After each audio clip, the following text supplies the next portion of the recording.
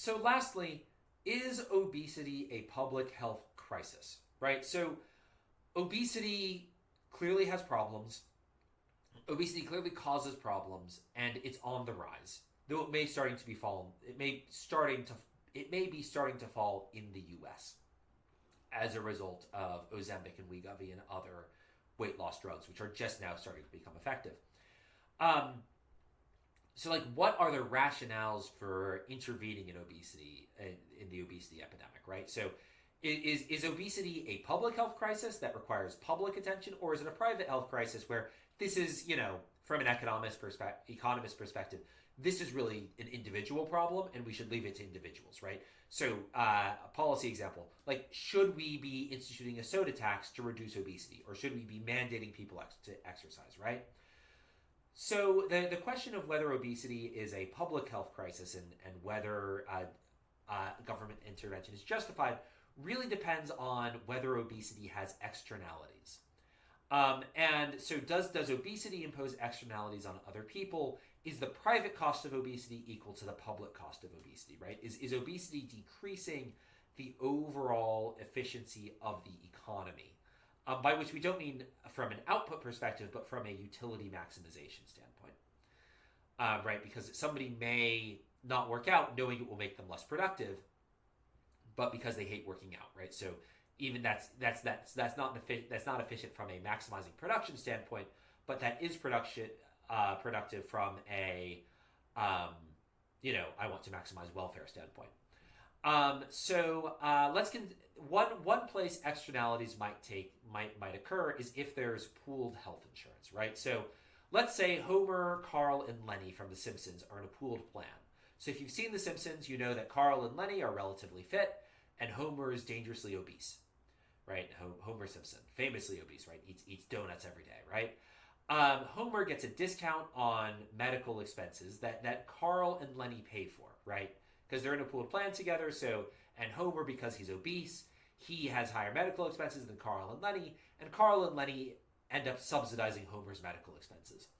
Now, this is unfair, right? And this is a rationale for Homer to reimburse Lenny and Carl, right? We may say it's unfair, but traditionally, there's actually not necessarily welfare loss here, right? If all that's going on, if Homer's behavior isn't changing because he has insurance, there's actually no efficiency lost, right? The efficiency loss occurs because of changes in behavior, not because Carl and Lenny are paying some of the bill, right? So it may not be fair that Homer is getting free money from Carl and Lenny, but it's only inefficient, right? The government intervention is only justified from a classical economic standpoint, only if it's correcting inefficiency in the market. There's only an inefficiency if there's moral hazard, and Homer is changing his behavior in response to having insurance, right? He's eating more donuts because he knows he's insured. Now, you might say, aha, we have our rationale. Because there's pooled health insurance plans, we can intervene, right? Because there's going to be moral hazard, so people are going to overeat on donuts because they're insured, so they don't pay the full cost of their health care. Now, I want to stop for a second, and I want to ask you, pretend you haven't taken this course yet, and I asked you the question, does health insurance make people fat? You would laugh at me. And turns out you would be right to laugh at me because there is no evidence I am aware of that health insurance makes people fat, right? There's no evidence that moral hazard is operating on this dimension, right? When I decide, so just at least for me, and I'm assuming you guys are similar, when I decide to eat, a cheeseburger or to eat dessert, right? I'm not thinking, oh, well, I wasn't going to have dessert, but it's a good thing I have health insurance. Right? That doesn't cross my mind, right? I am thinking about my weight. I'm thinking about how I'm going to feel in the morning. I'm thinking about, like, am I going to break out, right? I'm thinking about, like, am I going to look good, right? Those all cross my mind when I'm deciding whether or not to eat dessert. Whether or not I have health insurance does not cross my mind in the slightest, right? And so, and from the Rand Health experiment, there's actually no evidence from the Rand Health experiment that getting getting access to health insurance makes you fat, right? So it makes you more likely to be obese, right? So this is obesity rates between comparing obesity rates at the time of the start of the study versus time of the end of the study for people on the free plan versus the 25% plan versus the 50% coinsurance plan versus the 95% coinsurance plan, right? So these people got healthcare for free. These people only got a 5% discount, right? So effectively, these people are fully insured. These people were effectively uninsured or only had 5% insurance, which you might as well not be insured. And you'll notice there's really no systematic differences in obesity rates and how they changed over this time period. So at least from the Rand health insurance experiment, there's really no evidence that there's obesity-related moral hazard. Now, broken bones, there was evidence that people were taking more risks when it came to like breaking bones and stuff, but there's no evidence that people respond to health insurance by eating more donuts or exercising less, right? So there is so the idea that the idea that we're going to justify policy interventions to reduce obesity because there's moral hazard and that's going to raise everybody's insurance premiums. Not really true. Obesity does increase insurance premium does increase insurance premiums and the amount that people have to pay for it increases the amount that non-obese people have to pay for obese people's care in pooled insurance plans, but there's no evidence that pooling is actually changing the behavior of the obese people or making people more likely to become obese. And so there's no moral hazard, and so there's actually no efficiency loss, right? Remember that moral hazard needs there to be behavior change, right? It's not enough just to say, oh, Lenny and Carl are subsidizing Homer. It has to be, no. Lenny and Carl are subsidizing Homer, and Homer eats more donuts in response, right? It makes his obesity problem worse in response. There's no evidence that final link is actually happening with obesity that I'm aware of. There is some evidence that obesity, you can think of it as sort of a epidemic where it spreads through social groups, right? So timing of when friends become obese is correlated, right? So if I consider you a friend and you become obese, my odds of becoming obese in the next study period increase by like 57%. Right now, this is correlational. This is not causal. If you also consider me a friend, the odds I become obese, if you become obese, go up by over 100%. Interestingly, if you consider me a friend, but I don't consider you a friend, if you become obese, there's no increase in the probability I become obese. And also, there's no correlation between the timing between when neighbors become obese. So if you and I are neighbors and I become obese, there's no increase in the probability you become obese. But it's unclear whether that's causal or not. But we do have some causal evidence from the military, right? So we look at, this is Air Force cadets are randomly assigned to dorms. And these dorms are at random. Some of the cadets are fitter when they enter and some are less fit. And if you're a cadet that is assigned to a fit dormitory, you become fitter throughout your training, right? So if you're randomly assigned to a group of people who are already more fit, you become more fit, right? And so unclear how applicable this is outside the military, but this is at least some causal evidence, right? This is a true randomized study. It's a natural experiment, but a really high quality one. It is actually random, right? The military actually does randomized roommates that indicates that fitness is at least in part a social phenomenon. And that if all your friends are fit, you will stay fit. So for instance, I have downloaded Strava, and me and all my friends from college, we're all on Strava now, and we all monitor each other's fitness. And I'm very aware that and we comment on each other's mile times. We're like, oh, you're looking slow, or oh, you're that's fast. That's an impressive time. We don't comment on slowness, to be honest.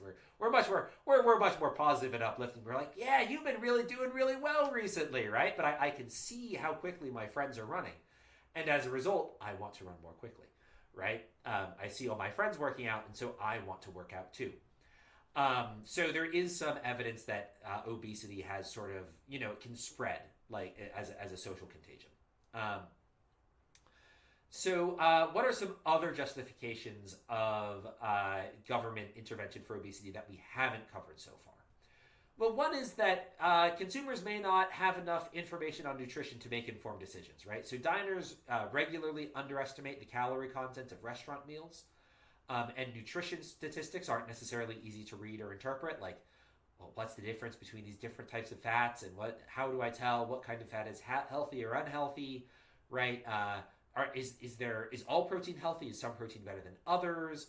Um, it's hard to interpret nutrition statistics, even though it's mandated that you include nutrition statistics and ingredients lists on things. And the connection between nutrition and health outcomes may be unclear to consumers as well, right? Like if you asked me, Liam, you got French fries today. Um, what's going to be the impact of that on your life expectancy?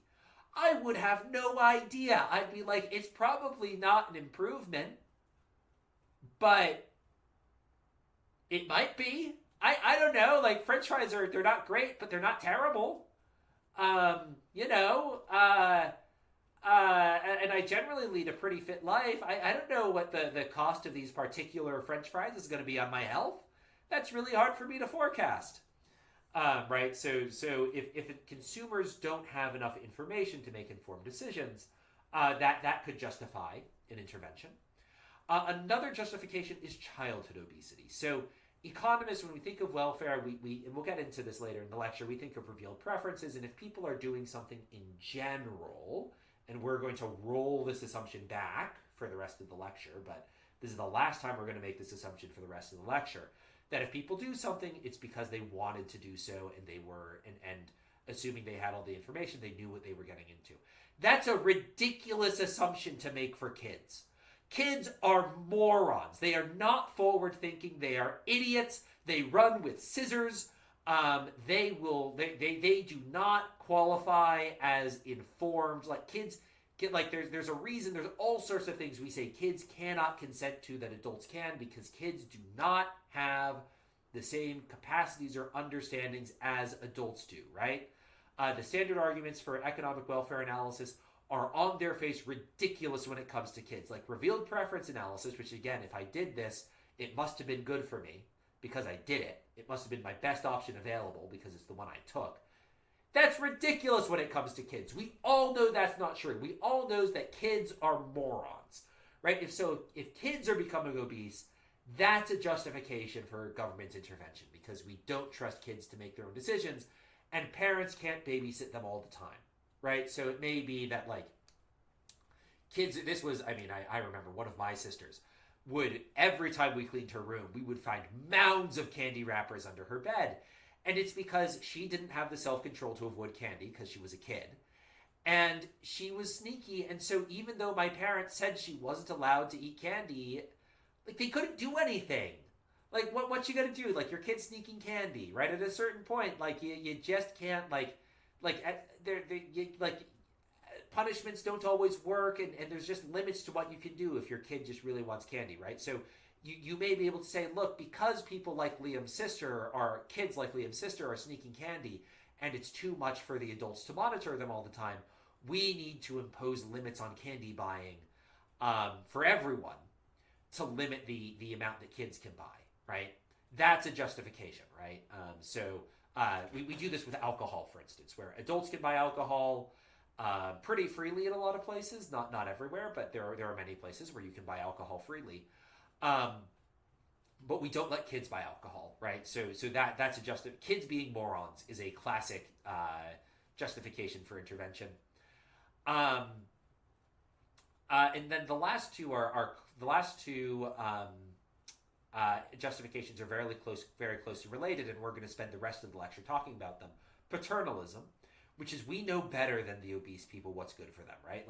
You think that you don't want to go to the gym, but I know you should go to the gym, right? You don't like going to the gym, but I know that if you go to the gym, you're going to end up liking it and your life will improve, right?